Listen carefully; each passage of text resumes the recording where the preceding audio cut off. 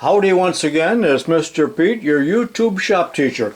Now, in several of my videos, I have used this turntable, this Lazy Susan, just to display my projects or to turn something around as I'm demonstrating. And I've had this for many, many years, but I do get requests from people saying, how do we make one of these? So that's what this video is all about. Now, this turntable or Lazy Susan has been modified several times over the years, but I had one at the high school and I had one at home, and I used the one at home for spray painting my micrometer teaching aids. So I did 10,000 of those, and there were 3 parts that had to be painted, so there were 30 or 40,000 parts that I painted on that. Now, originally it was a steel plate and the paint would build up, so about once a year I'd throw it in a bonfire and burn it off. Well, over the years, the plate, which was I think about 3/16, would warp on me. So only recently, in the last year or two, did I make a new table here, and actually I didn't make it at all.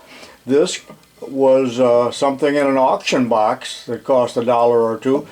It's a sanding disc. I believe it's for a shopsmith. I'm not totally sure. And all I did, it's quite lightweight. All I did was put a cover on it. I don't think it had ever been used.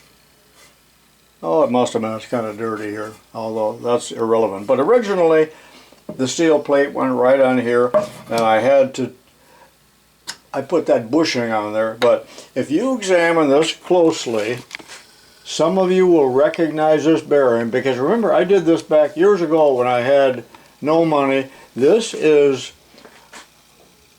I don't know whether it's the front or the rear bearing off a Delco alternator that I sawed off. And it's a standard, I think a number 203 bearing in there, and I believe I turned that down. But that's how I made that, and this is just a piece of scrap steel. 3/8 thick because I wanted it to be heavy. Here's a layout I did when I was still in my prime.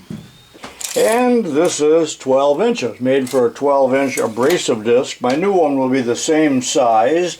And what I did in a recent project, I went down to the high school and I had the boys, and I'm going to show you a clip of that, cut this 12, it's 12 and a quarter, I believe, plate for me.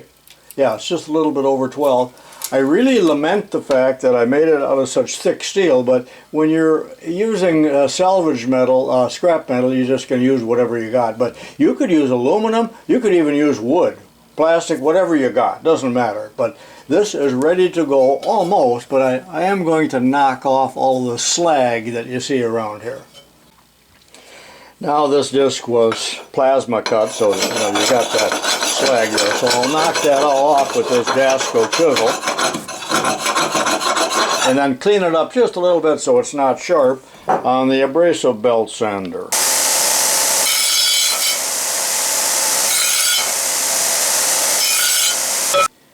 First, can we talk about bearings just a little bit? Because I know the first thing that someone is going to say is that is the wrong kind of bearing for thrust, because I'm applying a thrust load on here rather than a radial load that a standard ball bearing really is built for this type of load. While thrust bearings are built, such as these samples here, for this type of load, which we call axial. And you can see I have all different kinds here. Some of these are roller type, some are ball type, but these are all thrust bearings. I know this is overkill and it's probably irrelevant, because this still would hold 100 pounds or more. I could stand on this, but I'm just trying to point out that it is the wrong type of bearing for this application. But no one on this continent is going to go to that effort or find thrust bearings, and they probably cost a lot more. I don't really know, because this is all just scrap iron here. But this type of bearing here is so readily available. So if you have one of these, and it doesn't much matter what the size is, that's just perfect for this application. Originally I used this particular one because it already had the housing. I didn't have to do any machining whatsoever at that time. It must have been a quick job I was trying to get done that period. I don't remember. Let's take a quick break and I'll show you the footage filmed a month or so ago, and you've seen it in another video, but I'm going to show you the boys at the high school cutting this out for me on the CNC plasma cutting machine. And I thank them for that. And now, just before the bell rings, we're going to cut a 12.5 inch or 12.25 inch out of 1/4 inch plate for a turntable.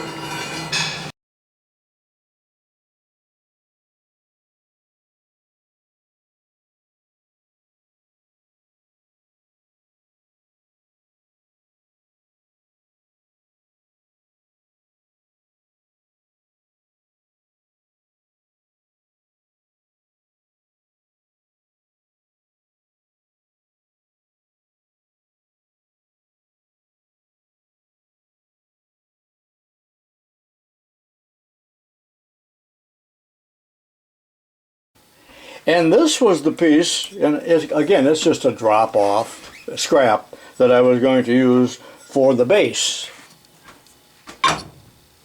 Although the larger the base, the better, but that's what I was going to use, and then in some way, you know, fasten a bearing on there. But that's all done. I'm not doing that. I'm going the easy way. So let's see how I'm going to do it. And you can do it that way too. And so, Merry Christmas from Amazon. I just went on the internet and ordered this Lazy Susan turntable, whatever it might be called, and it was $19, and it came the next day. They are sold in several sizes. This is a 12-incher. So I'm just going to fasten this plate onto this. Now, why do they sell these? These can be used in a kitchen, you know, for a spice rack, or in for canned goods or something, and you can put any kind of top on it you want. And this is a radial bearing, isn't it? In effect, you can see the balls, and it has some mounting holes already countersunk. So this is just as slick as can be. Now, if you go to the local home center box store, you're going to find all different kinds of bearings that you can use. Most typically the type that you might use on a bar stool for someone to sit on and it spins around. However, those tend to be rather tight. I'm not sure they would spin loosely. I didn't really look at them, but there are different kind of bearings. Do a search on the internet. You're going to get all kinds of ideas. And boy, can I see a lot of balls here. That's not going to show up, but this is pretty nicely built, really, and amazing for $19, including shipping. And I had considered buying the 8-incher, which would have been a little smaller, a little cheaper, and probably satisfactory. This would hold hundreds of pounds. I know what you're thinking. Tubalcain's getting lazy. But all I have to do here, these are feet, like nylon feet, you see, that allow that to spin. And on the other side here, these are little pads that you can set glass on for a turntable on a dining room table or something like that. But I'm going to pop these off where the countersinking is. So I'll remove 4 of those, just pull them out with the pliers. Now all I'm going to do is to get this pretty well centered. That'll be, and I'm just going to eyeball it, because this disc is just slightly larger than the turntable. I should call this a Lazy Susan. And then I'm going to transfer the 3 holes. I said 4, but there's actually 3. 1, 2, 3. Drill them, tap them, and use 1032 flathead machine screws. Probably have to cut these off.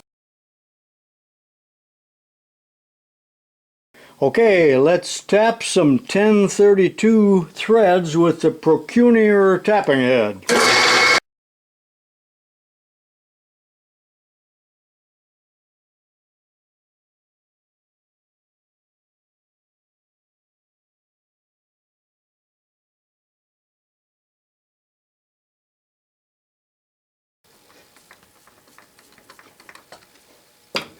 Well, I had to cut the screws off by about 1/4 inch. And there we go. How about a quick coat of satin enamel here, black. And I'll be back tomorrow to show you it in its finished form. But it looks pretty good. It's a lot noisier than I would have expected. Not that the noise matters, but you can sure hear those balls rolling. How do you like it? Well, there it is, the finished Lazy Susan. Looking pretty good. What are the advantages, if anything? Well, it's a lower profile, I do like that, but it doesn't spin as freely as the other one. And originally one of my intentions was to motorize it, and this may be more difficult to motorize than the other one. This one spins much more freely than this one. And this one is much noisier, I already said that. But if I ever motorize it, there is room underneath here for a drive mechanism where really no room under here at all. But I do like it. It takes up less room on the shelf. I'm going to probably continue to use both. Well, that's it. This is tubalcain saying so long for now and see you next time.